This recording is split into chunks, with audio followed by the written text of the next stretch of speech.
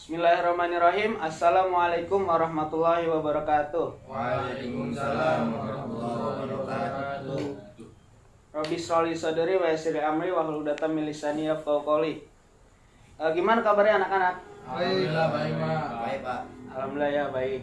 Mungkin sebelum ini kan setelah Ramadan mungkin kita maaf-maafan dulu dari saya selaku guru di sini dan perwakilan dari guru-guru yang lain mengucapkan minal aidin wal faizin, mohon maaf lahir dan batin. Untuk sebelumnya saya di sini akan mengajarkan tentang membawakan tentang keutamaan ilmu yang di mana keutamaan ilmu itu bisa sederajat dengan yang namanya peperangan. Bagaimana itu bisa terjadi ataupun bagaimana itu kita bisa dapat menggunakannya, bisa dapat mengaplikasikannya. Nah, mungkin setelah ini saya sudah kirimkan kepada kalian yang namanya PPT-nya di WA dan nanti dibaca masing-masing dulu, sekalian saya akan mengabsen. Untuk waktu membacanya saya kasih waktu 3 menit mulai dari sekarang sambil saya bacakan absen.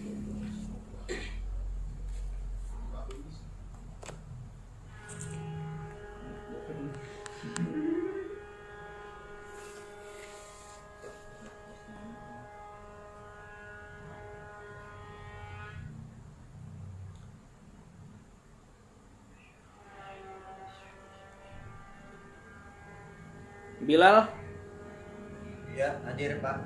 Rashid, Hadir, Pak. Jaudin, Hadir, Pak. Baharudin, Hadir. Idris. Hadir, Pak. Oke, sambil menunggu, waktu tinggal setengah menit lagi.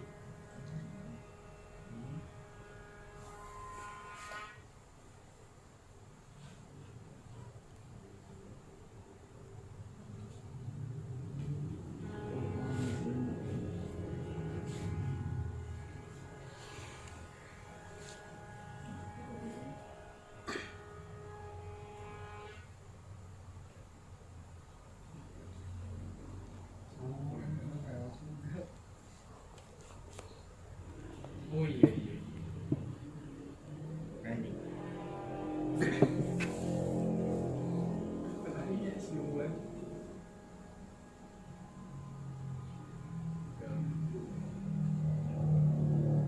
Oke, waktu membaca sudah selesai.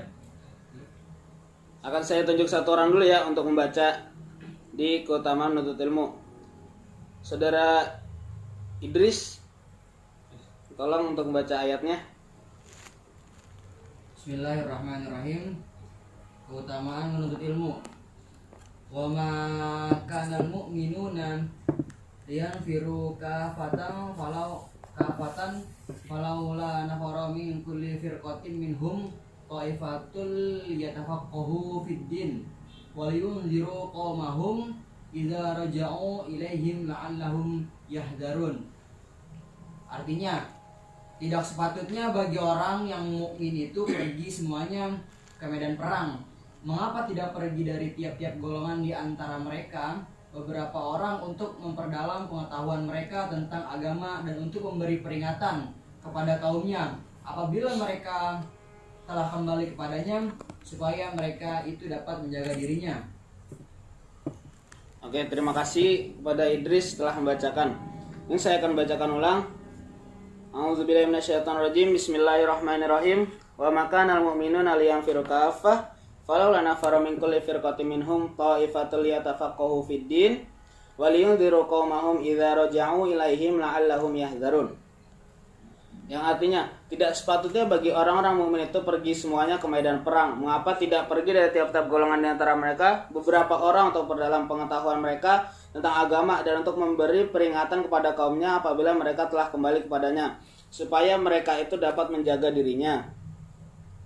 Jadi di sini ayat ini menerangkan bahwasanya tidak wa makanal mu'minuna liyanfiru kafah, tidak sepatutnya bagi orang-orang yang mukmin itu pergi semuanya ke medan perang. Jadi ketika berperang zaman dahulu, ketika pada zaman Nabi itu tidak sepatutnya untuk semuanya. Tadinya mereka itu ikut berperang semuanya. Akan tetapi kemudian turun ayat ini bahwasanya paling tidak harus ada orang-orang yang menuntut ilmu ketika yang lainnya pada berperang, dan itu pahalanya bisa sama saja. Dan juga ini penjelasan dari tafsir Jalalain. Tatkala kaum mukminin dicela oleh Allah bila tidak ikut medan perang, kemudian Nabi Muhammad mengirimkan syariahnya, akhirnya mereka berangkat ke medan perang semua tanpa ada seorang pun yang tinggal. Nah, di sini kan konteksnya ketika itu tidak ada seorang pun yang tinggal, maka turunlah firman-Nya berikut ini. Tidak sepatutnya bagi orang-orang yang mukmin itu pergi ke medan perang semuanya, mengapa tidak pergi dari tiap-tiap golongan suatu kabilah, di antara mereka beberapa orang, berapa golongan saja. Jadi itu beberapa golongan saja, kemudian sisanya tetap tinggal di tempat mereka untuk memperdalam ilmu pengetahuan. Jadi ketika berperang dan alasannya kita tidak ikut demi untuk memperdalam ilmu pengetahuan, tapi setelah itu ketika orang-orang yang berperang itu pulang, kita tuh bisa menjelaskan ilmu pengetahuan kepada mereka setelah mereka pergi berperang gitu. Nah, terus ini tafsir dari Quraisy Shihab. Tidak seharusnya semua orang-orang mukmin itu mendatangi Rasulullah apabila keadaan tidak menuntut untuk itu, tetapi hendaknya ada satu golongan yang memenuhi seruan Rasul untuk memperdalam pengetahuan agama. Tolong ketika lagi pelajaran HP-nya agak di silent aja ya. Maaf Pak. Iya, gak apa. Terus Rasul untuk memperdalam pengetahuan agama dan berdakwah dengan memberi peringatan dan kabar gembira kepada kaum mereka saat mereka kembali, agar kaum mereka itu tetap dalam kebenaran dan menjaga diri dari kebatilan dan kesesatan. Karena pada hakikatnya gini, yang namanya ketika kita perang, itu tuh yang namanya perang itu kan nggak mungkin ada perang yang dengan kasih sayang. Semuanya benar-benar yang namanya baku hantam lah, terus juga benar-benar yang namanya tuh mungkin hawa nafsu, itu tergantung orang, tapi benar-benar berjihad untuk keras, itu benar-benar keras. Makanya di dalam At-Taubah itu kan yang di ayat pertamanya itu kan izin Allah untuk berperang, makanya dia nggak pakai bismillah, karena Bismillahirrahmanirrahim itu tuh ada Ar-Rahman dan Ar-Rahim, itu tuh penyayangnya Allah di situ. Maka dari itu ketika Allah mengizinkan untuk berperang, maka ayat itu tuh nggak ditambahin nama bismillah, jadi langsung ke bara'atun minallahi. Nah, itu langsung seterusnya surat At-Taubah.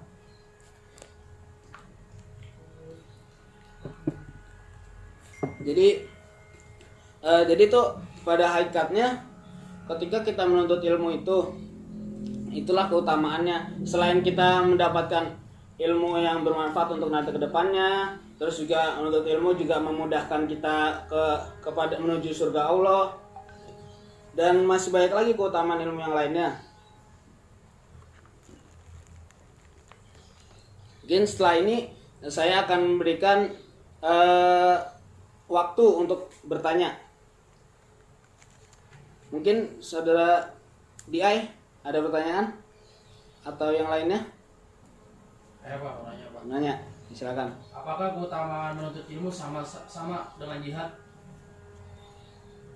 Keutamaannya sama, karena apa? Karena dilihat di sini ya. Kita lihat di yang ininya. Kenapa tidak sepatutnya orang-orang itu menuntut ilmu ketika orang lain pada berperang? Itu kan berarti dua kegiatan yang saling berhubungan kan? Dua kegiatan yang saling berhubungan, dan itu pahalanya sama saja di antara keduanya, asalkan emang benar-benar menuntut ilmu. Nah, di sini di tafsir Jalalain ini dijelaskan. Jadi ketika sehubungan dengan ini, ayat ini Ibnu Abbas memberikan pernakwilannya bahwa ayat ini penerapannya hanya khusus untuk syariah-syariah, yakni bila mana pasukan itu dalam bentuk syariah lantaran Nabi Muhammad tidak ikut.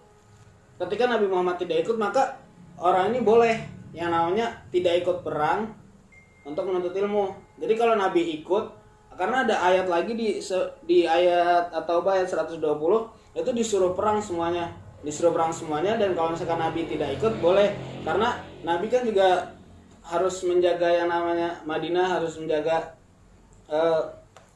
keimanan kaum muslimin dengan memberikan ilmu yang telah Allah berikan melalui Nabi Muhammad untuk disampaikan kepada umatnya, begitu.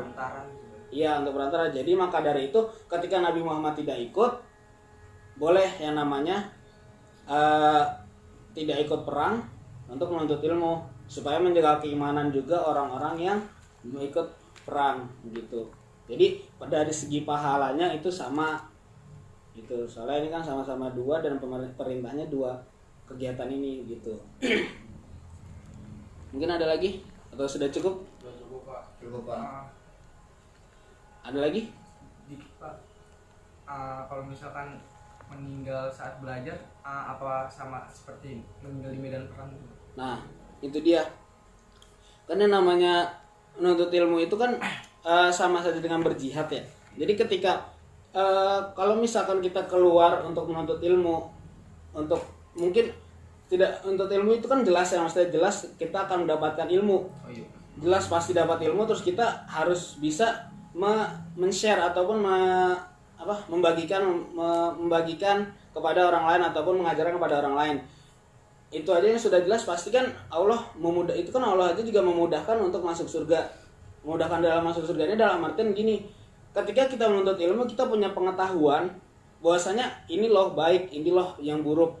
Maka dari itu kita punya pengetahuan itu kita akan terus kepada hal-hal yang baik. Hal-hal yang baik itu kan mengantarkan kita untuk menuju surga Allah. Jadi begitu. Nah, kalau misalkan meninggal pada menuntut ilmu, dia insya Allah syahid gitu.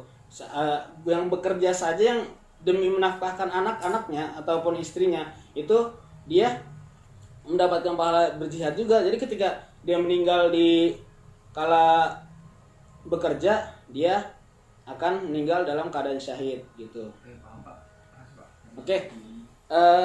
Kesimpulannya adalah menuntut ilmu itu adalah hal yang baik. Juga ketika orang-orang pada berpergi medan perang ataupun dalam konteks sekarangnya mungkin orang-orang pada bekerja, terus kita yang para mahasiswa ini menuntut ilmu. Seperti kita menuntut ilmu, orang tua kita bekerja. Ketika orang tua kita selesai bekerja, kita berkumpul di rumah, kita sama-sama share ilmu kita untuk itu supaya keluarga kita nih sama-sama kita bimbing untuk menuju surganya Allah gitu. Mungkin sekian dari saya. Akhirul kalam, wabillahi taufiq wal hidayah. Wassalamualaikum warahmatullahi wabarakatuh. Waalaikumsalam.